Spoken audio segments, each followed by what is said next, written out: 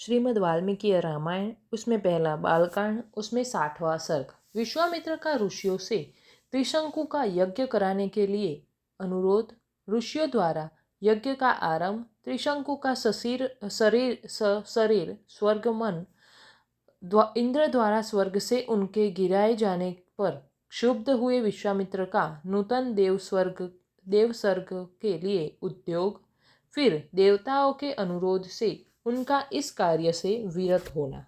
सतानंद जी कहते हैं, श्री राम महोदय सहित वशिष्ठ के पुत्रों को अपने तपोबल से नष्ट हुआ जान महातेजस्वी विश्वामित्र ने ऋषियों के बीच में इस प्रकार कहा। मुनिवरों, ये इक्ष्वाकु वंश में उत्पन्न राजा त्रिशंकु है। ये विख्यात नरेश बड़े ही धर्मात्मा और दानी रहे हैं तथा इस समय मेरी शरण में आए हैं। इनकी इच्छा है कि मैं अपने इसी शरीर से देवलोक पर अधिकार प्राप्त करूं। अतः आप लोग मेरे साथ रहकर ऐसा यज्ञ का अनुष्ठान करें जिससे इन्हें इस शरीर से ही देवलोक की प्राप्ति हो सके। विश्वामित्र जी की यह बात सुनकर धर्म को जानने वाले सभी महर्षियों ने सहसा एकत्र होकर आपस में धर्मयुक्त परामर्श किया। ब्राह्मणों, कुशिक के पुत्र विश्वामित्र मुनि बड़े क्रोधी है। ये जो बात कह रहे हैं उसका ठीक तरह से पालन करना चाहिए, इसमें संशय नहीं है। ये भगवान विश्वामित्र अग्नि के समान तेजस्वी है। यदि इनकी बात नहीं मानी गई तो ये रोषपूर्वक शाप दे देंगे। इसलिए ऐसे यज्ञ का आरंभ करना चाहिए जिससे विश्वामित्र के तेज से ये इक्ष्वाकुनंदन त्रिशंकु सशरीर स्वर्गलोक में जा सके। इस तरह विचार करके उन्होंने सर्वसम्मति से यह निश्चय किया कि यज्ञ आरंभ किया जाए। ऐसा निश्चय करके महर्षियों ने उस समय अपना अपना कार्य आरंभ किया। महातेजस्वी विश्वामित्र स्वयं ही उस यज्ञ में याजक यानी कि अर्ध हुए। फिर क्रमशः आने अनेक मंत्रवेता ब्राह्मण ऋत्विज हुए, जिन्होंने कल्पशास्त्र के अनुसार विधि एवं मंत्रोच्चारण पूर्वक सारे कार्य संपन्न किए। तदंतर बहुत समय तक यत्नपूर्वक मंत्र पाठ करके महातपस्वी विश्वामित्र ने अपना अपना भाग ग्रहण करने के लिए संपूर्ण देवताओं का आवाहन किया, परंतु उस समय वहां भाग लेने के लिए वे सब देवता नहीं आए। इससे महामुनि विश्वामित्र को बड़ा क्रोध आया और उन्होंने स्त्रुवा उठाकर रोष के साथ राजा त्रिशंकु से इस प्रकार कहा। नरेश्वर, अब तुम मेरे द्वारा उपार्जित तपस्या का बल देखो। मैं अभी तुम्हें अपनी शक्ति से सशरीर स्वर्गलोक में पहुंचाता हूँ। राजन, आज तुम अपने इस शरीर के साथ ही दुर्लभ स्वर्गलोक को जाओगे।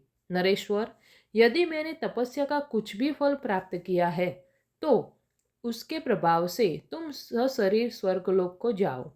श्री राम, विश्वामित्र मुनि के इतना कहते ही राजा त्रिशंकु सब मुनियों को देखते देखते उस समय अपने शरीर के साथ ही स्वर्गलोक को चले गए।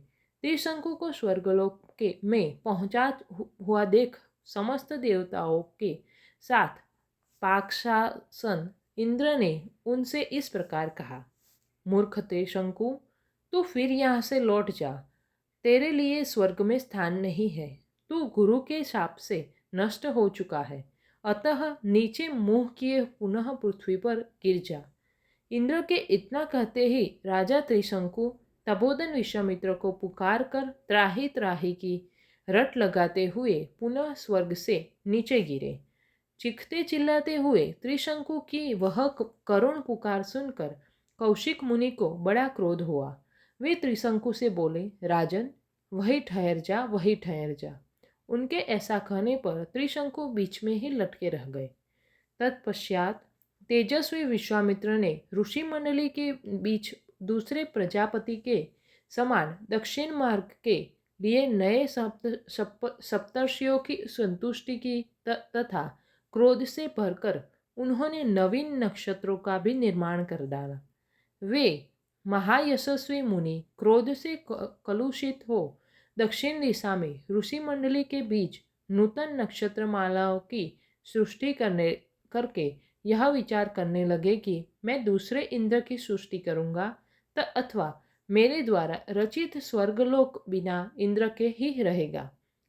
ऐसा निश्चय करके उन्होंने क्रोधपूर्वक नूतन देवताओं की सृष्टि प्रारंभ की।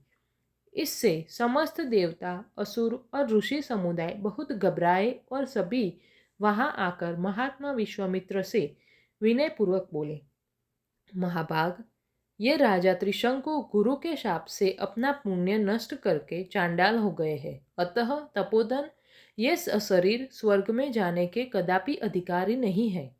उन देवताओं की यह बात सुनकर मुनीश्वर कौशिक के संपूर्ण देवताओं से परमोत्कृष्ट वचन कहा, देवगण, आपका कल्याण हो। मैंने राजा त्रिशंकु को सदेह स्वर्ग भेजने की प्रतिज्ञा कर ली है, अतः उसे मैं झूठी नहीं कर सकता। इन महाराजा त्रिशंकु को सदा स्वर्गलोक का सुख प्राप्त होता रहे। मैंने जिन नक्षत्रों का निर्माण किया है वे सब सदा मौजूद रहे। जब तक संसार रहे तब तक ये सभी वस्तुएं जिनकी मेरे द्वारा सृष्टि हुई है सदा बनी रहे। देवताओं, आप सब लोग इन बातों का अनुमोदन करें। उनके ऐसा कहने पर सब देवता मुनीश्वर विश्वामित्र से बोले, महर्षि, ऐसा ही हो। ये सभी वस्तुएं बनी रहे और आपका कल्याण हो। मुनिश्रेष्ठ, आपके रचे हुए उनके अनेक नक्षत्र आकाश में वैश्वानर पथ से बाहर प्रकाशित होंगे और उन्हें ज्योतिर्मय नक्षत्रों के बीच में सिर नीचा किए त्रिशंकु भी प्रकाशमान रहेंगे। वहां उनकी स्थिति देवताओं के समान होगी और ये सभी नक्षत्र इन कुतार्थ एवं यशस्वी नृपश्रेष्ठ का स्वर्गीय पुरुष की भांति अनुसरण करते रहेंगे। इसके बाद संपूर्ण देवताओं ने ऋषियों के बीच में ही महातेजस्वी धर्मात्मा विश्वामित्र मुनि की स्तुति की। इससे प्रसन्न होकर उन्होंने बहुत अच्छा कहकर देवताओं का अनुरोध स्वीकार कर लिया। नरश्रेष्ठ श्री राम तदंतर यज्ञ समाप्त होने पर सब देवता और तपोधन महर्षि जैसे आए थे उसी प्रकार अपने अपने स्थान को लौट गए। इस प्रकार श्री वाल्मीकि निर्मित आर्ष रामायण आदि काव्य के बालकांड में 60वां सर्ग पूरा हुआ। श्रीमद् वाल्मीकि रामायण, उसमें पहला बालकांड, उसमें 61वां सर्ग। विश्वामित्र की पुष्कर तीर्थ में तपस्या तथा राजश्री अम्बरीश की रुचि के मध्यम पुरुष सुनशेप को यज्ञ पशु बनाने के लिए खरीद कर लाना। शतानंद जी कहते हैं, पुरुषसी श्री राम यज्ञ में आए हुए उन सब वनवासी ऋषियों को वहां से जाते देख महातेजस्वी विश्वामित्र ने उनसे कहा, महर्षियों, इस दक्षिण दिशा में रहने से हमारी तपस्या में महान विघ्न आ पड़ा है। अतः अब हम दूसरी दिशा में चले जाएंगे और वहीं रहकर तपस्या करेंगे। विशाल पश्चिम दिशा में जो महात्मा ब्रह्मा जी के 3 पुष्कर है उन्हीं के पास रहकर हम सुखपूर्वक तपस्या करेंगे, क्योंकि वह तपोवन बहुत ही सुखद है। ऐसा कहकर वे महातेजस्वी महामुनि पुष्कर में चले गए और वहां फल मूल का भोजन करके उग्र एवं दुर्जय तपस्या करने लगे। इन्हीं दिनों अयोध्या के महाराज अम्बरीश एक यज्ञ की तैयारी करने लगे। जब वे यज्ञ में लगे हुए थे उस समय इंद्र ने उनके यज्ञ पशु को चुरा लिया। पशु के खो जाने पर पुरोहित जी ने राजा से कहा, राजन, जो पशु यहाँ लाया गया था वह आपकी दुर्नीति के कारण खो गया। नरेश्वर, जो राजा यज्ञ पशु की रक्षा नहीं करता उसे अनेक प्रकार के दोष नष्ट कर डालते हैं। पुरुष प्रवर, जब तक कर्म का आरंभ होता है उसके पहले ही खोए हुए पशु की खोज कराकर उसे शीघ्र यहाँ ले आओ, अथवा उसके प्रतिनिधि रूप से किसी पुरुष पशु को खरीद लाओ। यही इस पाप का महान प्रायश्चित है। पुरोहित की यह बात सुनकर महाबुद्धिमान पुरुष श्रेष्ठ राजा अम्बरीश ने हजारों गौओं के मूल्य पर खरीदने के लिए एक पुरुष का अन्वेषण किया। तात रघुनंदन विभिन्न देशों, जनपदों, नगरों, वनों तथा पवित्र आश्रमों में खोज करते हुए राजा अम्बरीश भृगुतुंग पर्वत पर पहुंचे और वहां उन्होंने पत्नी तथा पुत्रों के साथ बैठे हुए ऋत्विज मुनि का दर्शन किया। अमित कांतिमान एवं महातेजस्वी राजश्री अम्बरीश ने तपस्या से उद्वित होने वाले महर्षि ऋत्विक को प्रणाम किया और उन्हें प्रसन्न करके कहा। पहले तो उन्होंने ऋत्विक मुनि से उनकी सभी वस्तुओं के विषय में कुशल समाचार पूछा। उसके बाद इस प्रकार कहा, महाभाग भृगुनंदन, यदि आप 1,00,000 गौवें लेकर अपने एक पुत्र को पशु बनाने के लिए बेचे तो मैं कृतकृत्य हो जाऊंगा। मैं सारे देशों में घूम आया परंतु कहीं भी यज्ञोपयोगी पशु नहीं पा सका। अतः आप उचित मूल्य लेकर यहाँ मुझे अपने एक पुत्र को दे दीजिए। उनके ऐसा कहने पर महातेजस्वी ऋत्विक बोले, नरश्रेष्ठ, मैं अपने ज्येष्ठ पुत्र को किसी तरह नहीं बेचूंगा। ऋत्विक मुनि की बात सुनकर उन महात्मा पुत्रों की माता ने पुरुष श्री अम्बरीश से इस प्रकार कहा, प्रभु, भगवान भार्गव कहते हैं कि ज्येष्ठ पुत्र कदापि बेचने योग्य नहीं होते हैं, परंतु आपको मालूम होना चाहिए जो सबसे छोटा पुत्र शुनक है वह मुझे भी बहुत ही प्रिय है। अतः पृथ्वीनाथ, मैं अपना छोटा पुत्र आपको कदापि नहीं दूंगी।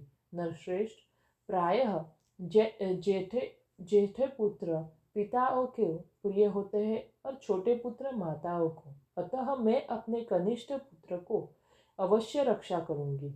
श्री राम मुनि और उनकी पत्नी के ऐसा कहने पर मझले पुत्र सुनशेप ने स्वयं कहा, राजपुत्र, पिता ने ज्येष्ठ को और माता ने कनिष्ठ पुत्र को बेचने के लिए अयोग्य बताया है, अतः मैं समझता हूँ इन दोनों की दृष्टि में मझला पुत्र ही बेचने योग्य है, इसलिए तुम मुझे ही ले चलो। महाबाहु रघुनंदन, ब्रह्मवादी मझले पुत्र के ऐसा कहने पर राजा अम्बरीश बड़े प्रसन्न हुए और 1 करोड़ स्वर्ण मुद्रा, रत्नों के ढेर तथा 1,00,000 गौओं के बदले सुनाशेप को लेकर वे घर की ओर चले।